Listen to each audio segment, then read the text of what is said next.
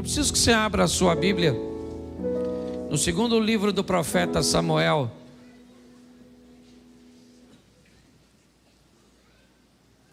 Do capítulo de número 22. A partir do verso de número 17.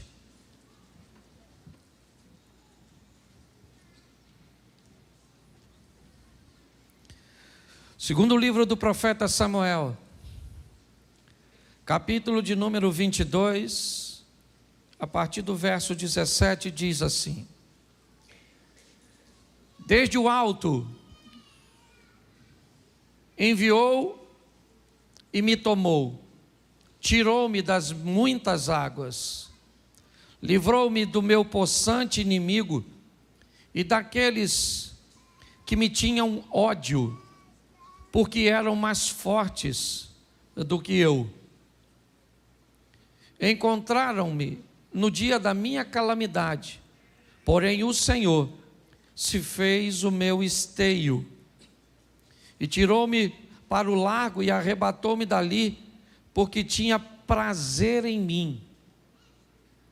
Recompensou-me o Senhor conforme a minha justiça, conforme a pureza das minhas mãos, me retribuiu. Porque guardei os caminhos do Senhor e não me apartei impiamente do meu Deus. Vamos embora. 24. Porém, fui sincero perante Ele e guardei-me da minha iniquidade. E me retribuiu o Senhor conforme a minha justiça, conforme a minha pureza diante dos seus olhos. Com o benigno te mostras benigno, com o varão sincero te mostra sincero, com o puro te mostra puro, mas com o perverso te mostra avesso. Feche os seus olhos. Senhor nosso Deus e Pai, em nome de Jesus, continua falando conosco e usa-me como um canal de bênção nesta hora. Fala conosco não aquilo que queremos ouvir, mas aquilo que precisamos ouvir. Tira-nos do conforto da mesmice e nos coloque nos confrontos das mudanças. Continua conosco, que teu Espírito tenha liberdade, em o nome de Jesus. Você pode dizer amém? Amém. Bom, o tema da minha mensagem é vida eterna versus vida terrena. Eu quero falar com vocês rapidinho de algo que eu já venho há muito tempo buscando informar a igreja, buscando refletir com a igreja, e muito mais do que isso, conduzir a sua vida a um nível de transformação, aliás, a um nível de vida e não de sobrevivência. Para mim, sobreviver é conseguir pão, é conseguir água e conseguir abrigo. Para mim, os animais, eles não vivem, eles sobrevivem. Todos os dias, eles saem para caçar ou para serem caçados. No final do dia, boa parte deles que começaram não chegam. Cederam suas vidas para que outros vivessem. Você não vai ver esses animais aspirando objetos e coisas como nós. Nós vamos descobrir que eles, na verdade, eles não vivem, eles sobrevivem. Porque sobrevivência é diferente de viver. Aquele que vive, segundo a Bíblia, ele recebe um pouco mais do que necessita. Aquele que consegue viver, ele consegue ir além, um pouco além, talvez não muito além da sobrevivência. Mas com certeza ele precisa romper este limite Aquelas pessoas que conseguem apenas obter o necessário e pronto, na verdade o que elas estão fazendo é sobrevivendo e não vivendo. Nossa proposta sempre foi levar a igreja a um nível que a igreja recebeu de autorização de Deus para viver. Nós já falamos aqui que é impossível que todos sejamos ricos. O sistema não funciona com uma riqueza generalizada. Não existe como isso acontecer, porque se todos forem ricos, nós não vamos ter as necessidades básicas atendidas. Quem é que vai plantar? Quem é que vai colher? Quem é que vai beneficiar? Quem é que vai oferecer os serviços básicos? Se você fura o pneu do seu carro, se você precisa de um conserto elétrico, a vida ela é de interdependência. Pessoas dependem do seu dinheiro e você depende dos serviços dessa pessoa. Então não tem como nós colocarmos todos no mesmo nível social. Não existe isso. Lugar nenhum funciona desse jeito.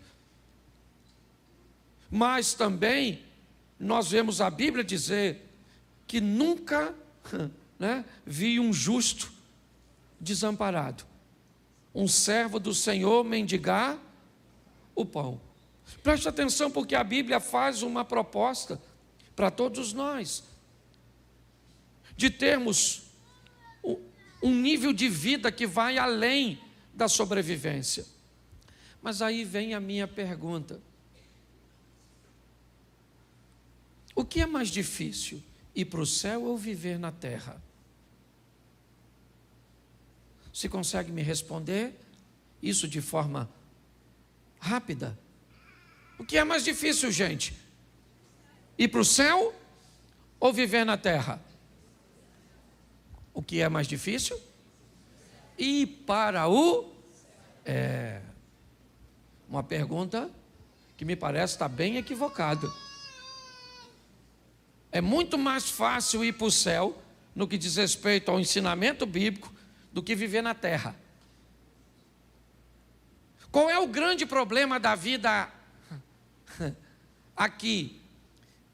É que me parece que diante de nós está um espelho. E o que ele faz? Reflete tudo aquilo que nós fazemos. Tudo aquilo que nós fazemos provavelmente vai virar ou vai voltar para nós de alguma forma. Só que nós não temos testemunhas ao nosso lado o tempo inteiro, observando aquilo que fizemos e fazemos, quer de forma explícita ou implícita. Mas a verdade é que o texto que nós lemos, e eu já vou mostrar ele para vocês, fala de um camarada que não tinha problema com os céus. Você não vai ver Davi, tudo bem que nós estamos no Velho Testamento, mas você vê que Davi teve muitos altos e baixos. Mas chegou um momento que ele entendeu o que acontecia com ele. E esse texto que lemos faz parte disso. Por quê? Porque quer no casamento, na criação de filhos, quer nas nossas questões financeiras, quer nos nossos estudos, quer em todos os ambientes, na maioria das vezes, parece que tem alguém atrapalhando a nossa vida. Parece que tem alguém criando uma confusão na nossa vida. Eu não sei se você já parou, basta você conversar com as pessoas, que há sempre um culpado para que aquilo esteja acontecendo. E pior, elas acham muito mais difícil chegar no céu. Mas segundo a Bíblia, chegar no céu é muito fácil. Primeiro, você vai receber algo que você não merece, porque Ele é misericordioso. Então, se você está buscando merecimento para entrar no céu, você está perdido. Não vai entrar nunca.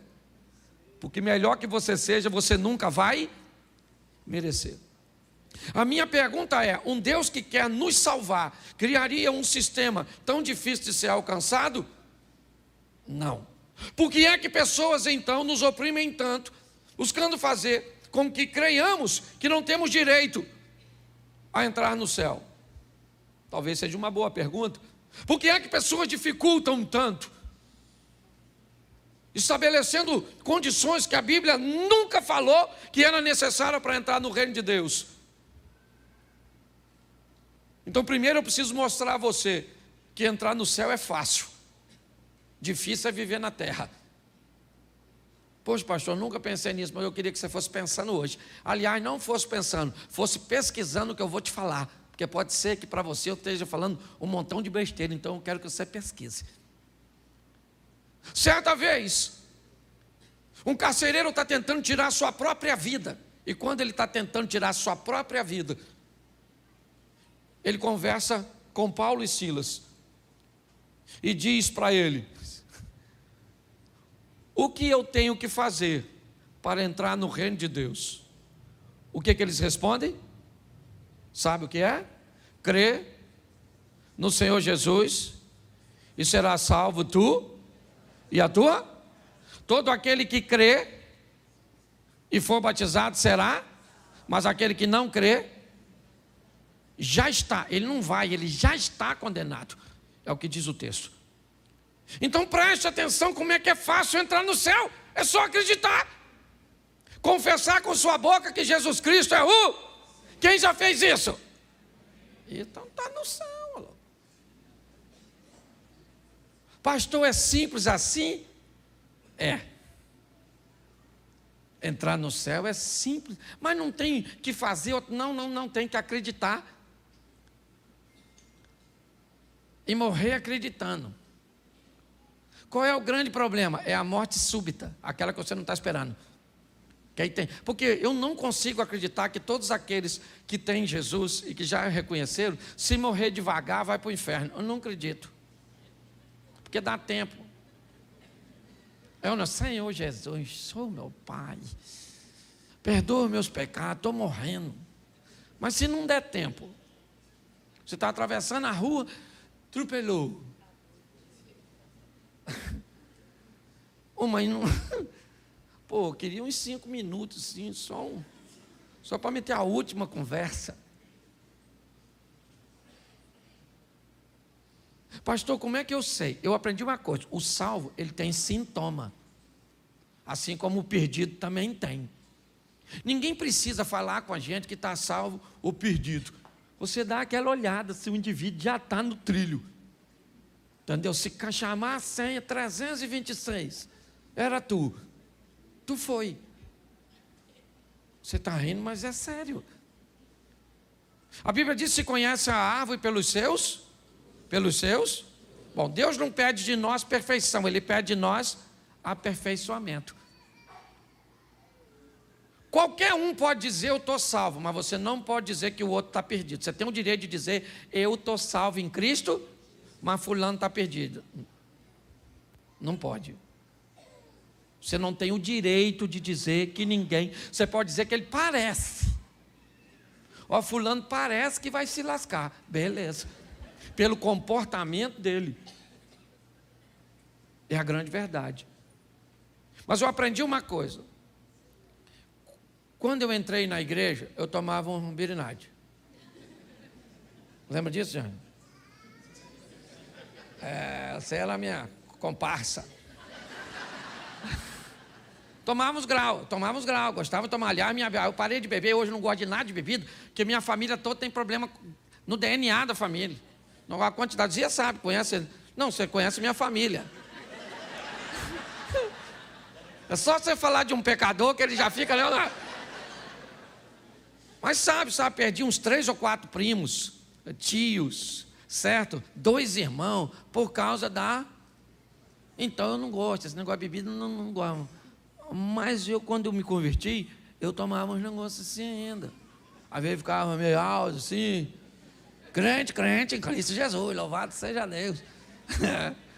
Eu falava palavrão, você falava também? Não, que ninguém falava. Isso aqui eu acho que eu vim pregar no céu, na verdade.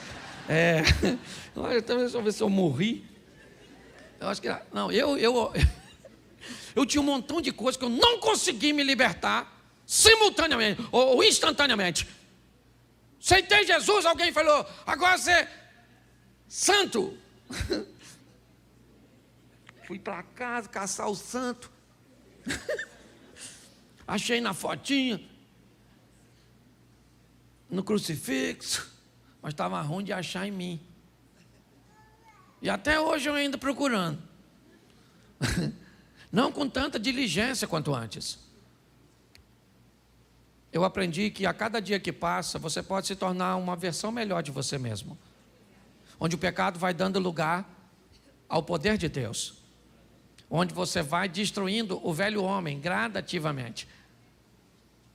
Mas você vai conseguir destruir tudo, sim ou não? Não, o apóstolo Paulo tentou. Estou com uns pins na carne, o que Deus disse, Paulinho, a minha graça te basta. Porque o meu poder se aperfeiçoa Então ninguém nunca vai ser perfeito. Então pare de achar que você vai ser perfeito. Agora também você não pode ser nó cego demais. Porque senão quer dizer que você está perto do chifrudo.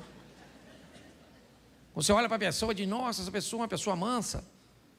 364 dias do ano. Um dia ela estourou. Vou matar todo mundo!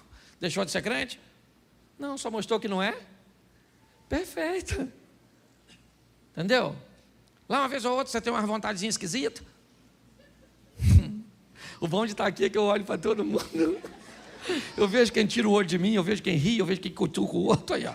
Certo? Aqui nós vamos descobrir os pecadores, não é? Um negócio legal, porque você é gente.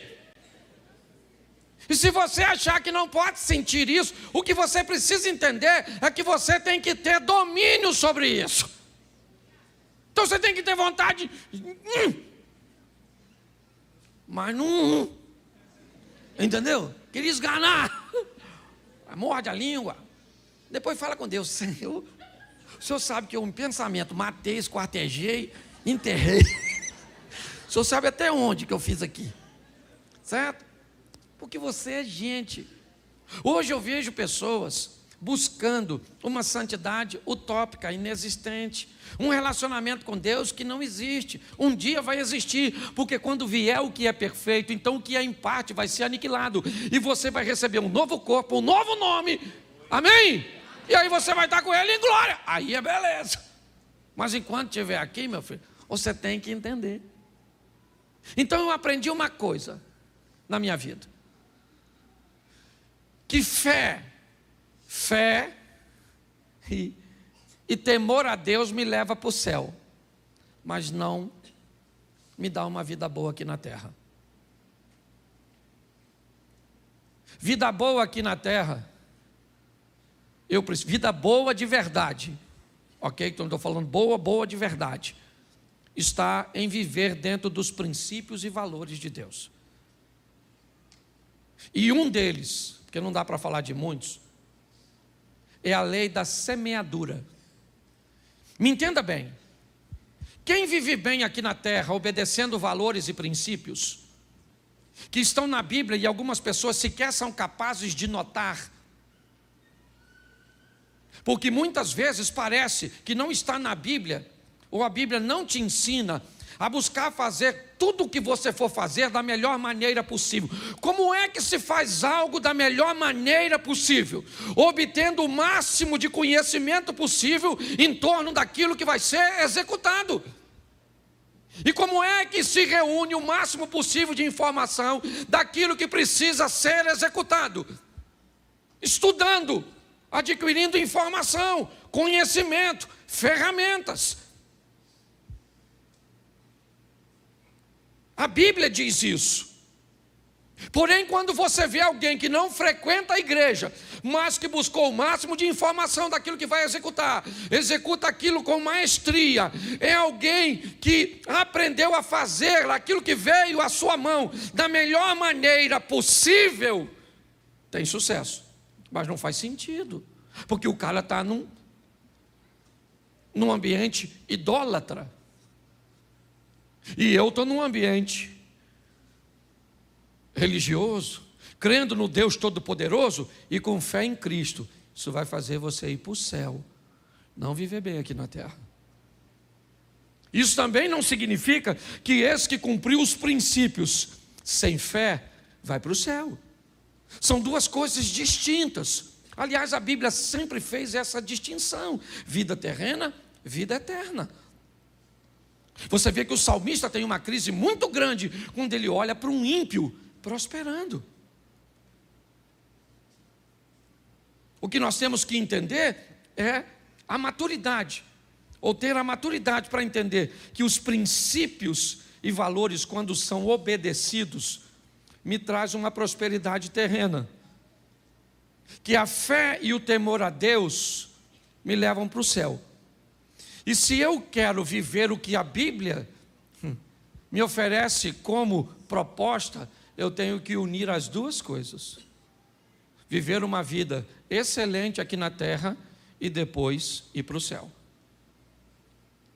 O salmista, aqui Davi, mas não no Salmo, no livro do profeta Samuel, eu quero só voltar lá e ler, e eu vou terminar com vocês. Bota o 17 de novo.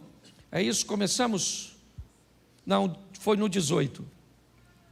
Isso. Preste atenção no que ele está dizendo.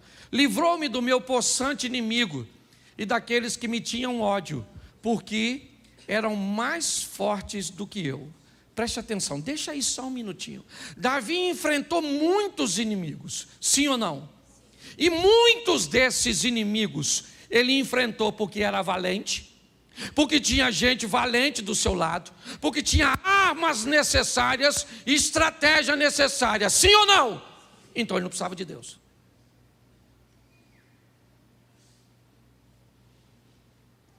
Ele não precisava de Deus. No que diz respeito a resolver problemas que ele pode resolver, ele resolvia. E era bom nisso. Ele não tinha problema com isso.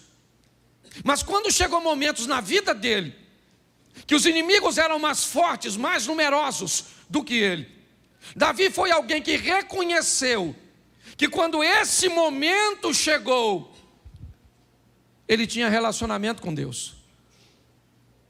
Note que ele tinha estratégia, valentes, armas, ele tinha tudo.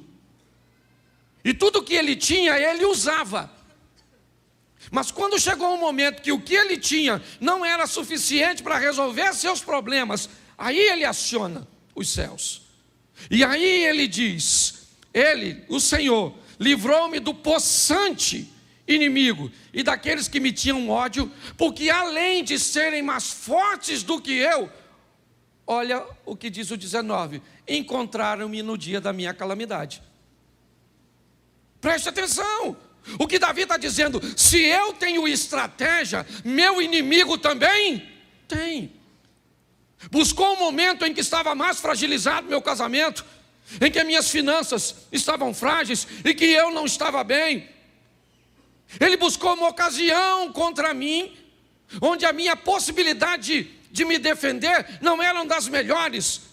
Eu não sei se você já ouviu alguém dizer, ou se você já disse, cara, pô, se isso acontecesse em outro tempo, acabei de pagar o conserto da máquina de lavar, a televisão queimou. Pô, acabei de enfrentar esse tipo de problema, agora vem esse. O que Davi está descrevendo é isso. É alguém que aprendeu a mesclar esses dois estilos de vida. Dava para ele resolver? Resolvia.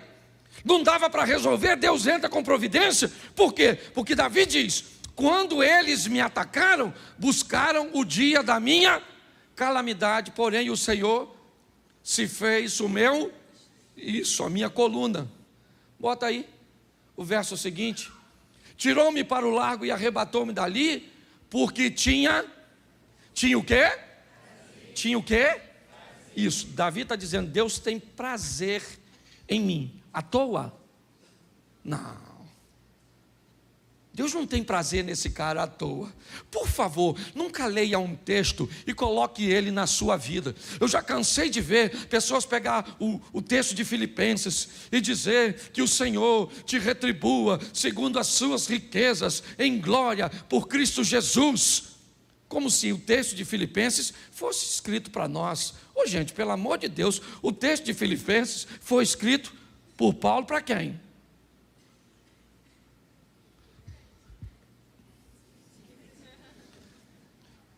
texto dos Filipenses foi escrito pelo apóstolo Paulo para quem? Para quem? Isso, ajudar. Para os Filipenses. O texto que Paulo escreveu nos Filipenses é para os Filipenses. É para mim? É para você? É para quem? Pode ser meu? Pode ser meu? Pode ser seu? Se você fizer o quê? O mesmo que os Filipenses fizeram. O grande problema é que a gente pega o texto sem fazer nada e já pega o texto e coloca na nossa vida. Como se fosse uma mágicazinha. Não. O que ele está dizendo é que Deus tem prazer em mim. Será que a gente consegue encontrar o motivo disso? Vamos lá. Aliás, por que ele acha isso? Vamos dar uma olhadinha. Recompensou-me o Senhor conforme a minha... Opa! Espera aí. O que é recompensa? É aquilo que eu recebo. O que eu estou recebendo de Deus? Justiça. O que é que eu estou mandando para Deus? Justiça. O que Davi está dizendo é que eu estou vivendo debaixo da lei da semeadura. Enquanto ele semeou coisas boas, ele está colhendo coisas boas. O dia que ele semeou coisas más, Natan bateu na porta dele e disse: meu irmão, hoje a notícia não é boa, porque eu vou te tratar de acordo com a sua justiça. Mas quão injustiçado nós somos, né, gente? É muito injusto. A vida é muito injusta para você, porque você trata o seu marido da melhor maneira possível, e ele não é bom para você. Você trata a sua esposa da melhor maneira possível. Você trata a sua vida profissional da melhor maneira possível, e ela te retribui de forma ruim. Você trata seus estudos da melhor maneira possível, mas as notas nunca são boas. Você trata seu corpo de qualquer maneira, e a saúde você sempre espera que seja boa. Preste atenção no que Davi está dizendo. O Senhor me tratou conforme a minha justiça. Eu estou recebendo de Deus exatamente o que eu estou mandando para lá, porque é lei de semeadura. Aquilo que eu semear, isso também eu vou. Isso. Será que isso não explica o texto anterior? Volta para mim no 20.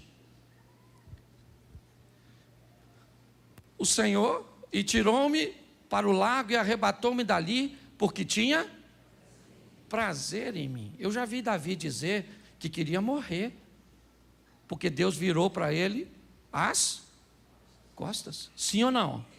Mas ele está dizendo que Deus tinha prazer nele. Mas naquela ocasião ele disse que Deus virou as costas para ele. O que Davi aprendeu a duras penas é que, na verdade, Deus tratava ele de acordo com como ele se tratava. Fora as crises e as dificuldades dos ensinamentos, que elas também existem, mas são pontuais. Elas não são regras contínuas. Quando nós olhamos para isso, volta para o 21, o que ele está dizendo, o Senhor, recompensou-me o Senhor conforme a pureza das minhas, Ele me retribuiu. Davi só está dizendo isso, gente. Eu não estou recebendo da vida nada mais, nada menos que eu não esteja mandando para ela. Nós queremos da vida o mesmo que a vida quer de nós. Decisões assertivas. A vida não age. Não há possibilidade na vida em agir. A vida só reage. Todas as vezes, isso é lei da física, toda ação causa uma reação. O grande problema é o que nós estamos fazendo. Ele está dizendo coisas boas a respeito de Deus. O Senhor me escolheu, o Senhor me defendeu, mas está bom, então por que não me defende? Então por que Deus não entra com providência a meu respeito? Eu tenho que pregar o Evangelho e a palavra de Deus direito.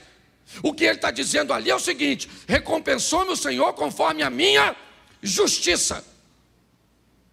Mas pastor, não é favor imerecido?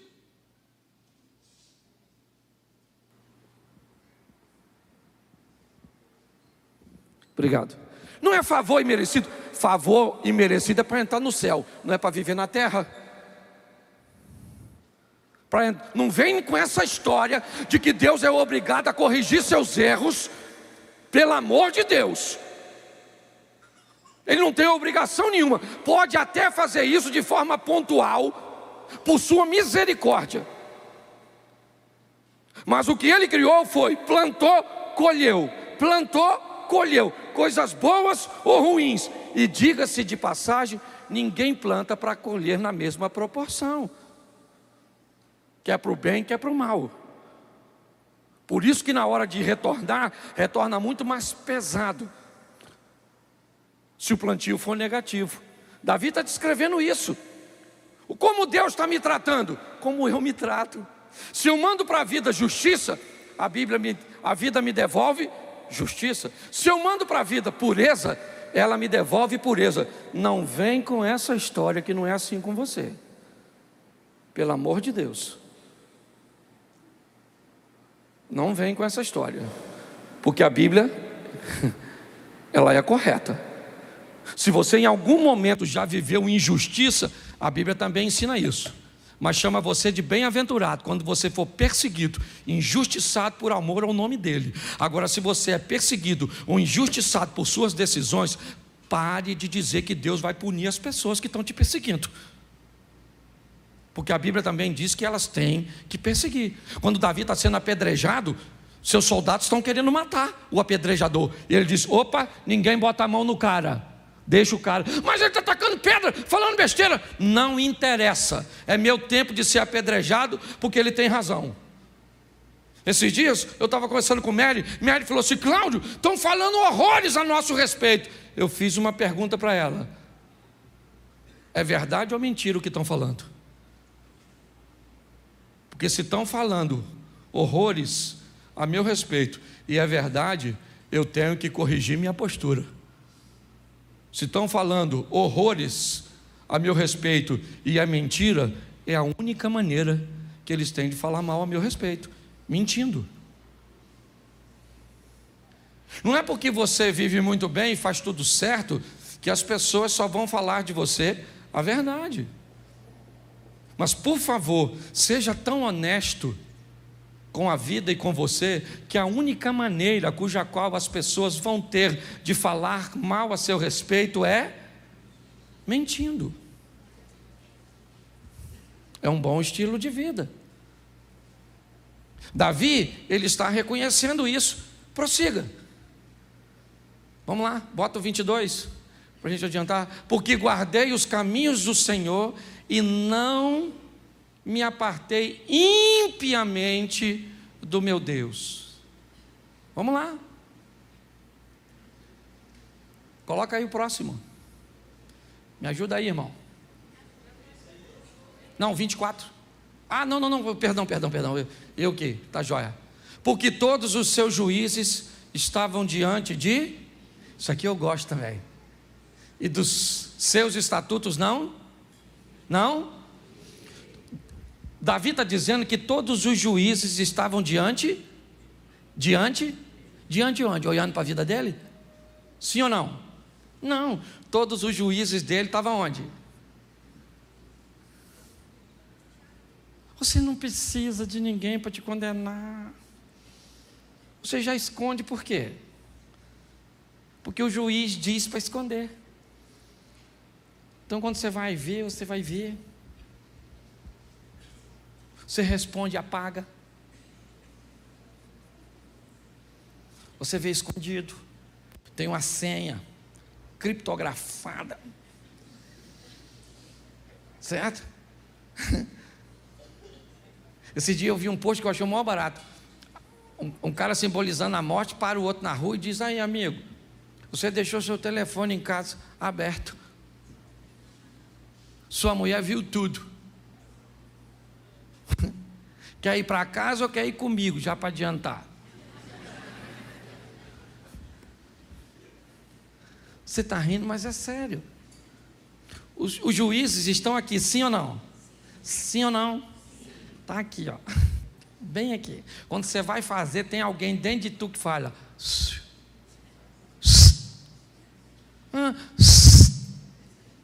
Não faz.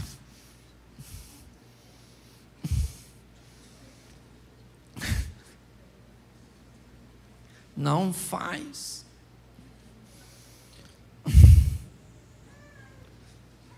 Não faz. Aí você vai ir, mas o juiz estava lá, sim ou não? Sim ou não? Sim. Você se apaixonou por um homem casado. Oh, meu Deus. Mas todo tipo de amor é válido. Claro que é. Entra nessa. O chifrudo também ama. O Satanás, vai lá. Você está rindo, mas é sério. O Davi está dizendo, os juízos estavam diante de mim e de seus estatutos não, todo mundo que vai pecar, peca sabendo, sim ou não? Sim ou não? Sim. Isso. Dá quase um comboio para o inferno. Certo? Vamos lá, porque eu não posso demorar muito, já estou quase acabando. Aliás, o tempo já estourou. Coloca, porém, fui sincero perante. Repita comigo: quem fala de fraqueza, não fala de fracasso. Pensa num troço que a fraqueza odeia. Sabe o que é? Compartilhamento.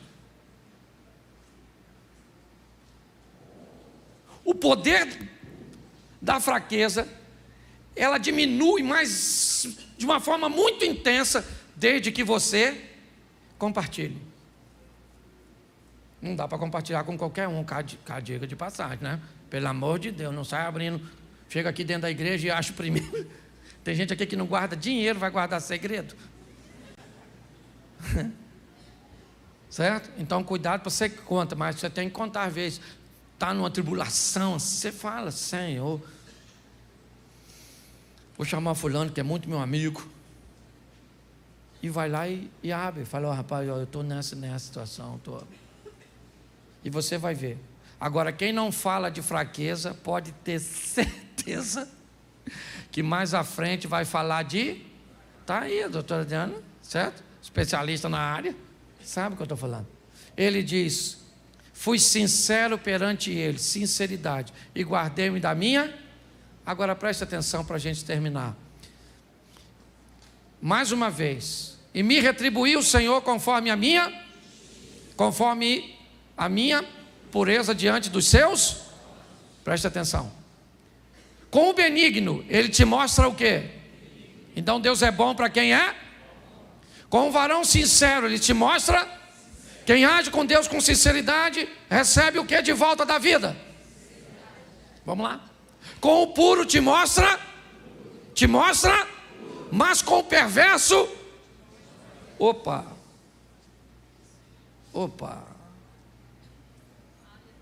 justo, sincero, puro, benigno, mas perverso, ele não se mostra perverso. Não. Ele não pode mudar a sua natureza. Deus é bom, não há nele maldade. Mas quando alguém é perverso, a vida não dá para ele bondade. Preste atenção.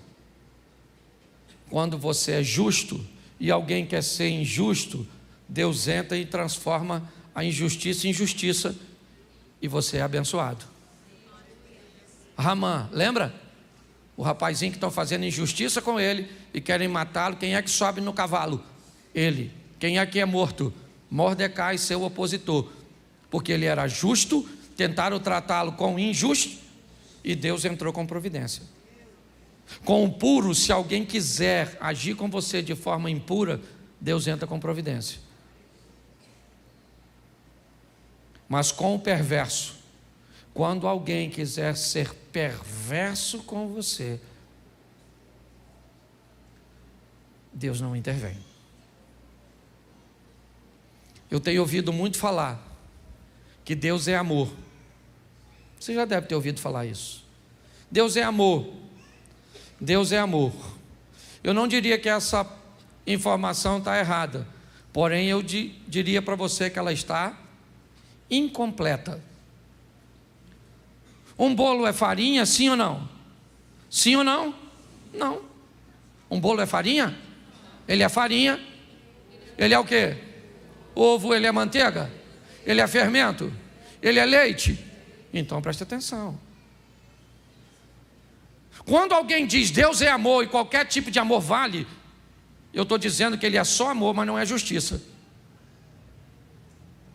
Eu mostrei para vocês hoje aqui que a vida está te devolvendo o que você está dando para ela.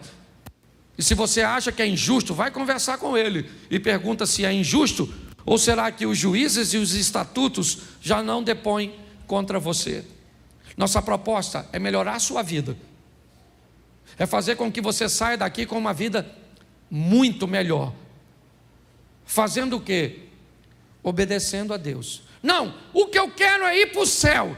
Então viva de qualquer maneira, com fé em Cristo. E você morre e vai para lá. Agora não reclame de ter uma vida ruim aqui.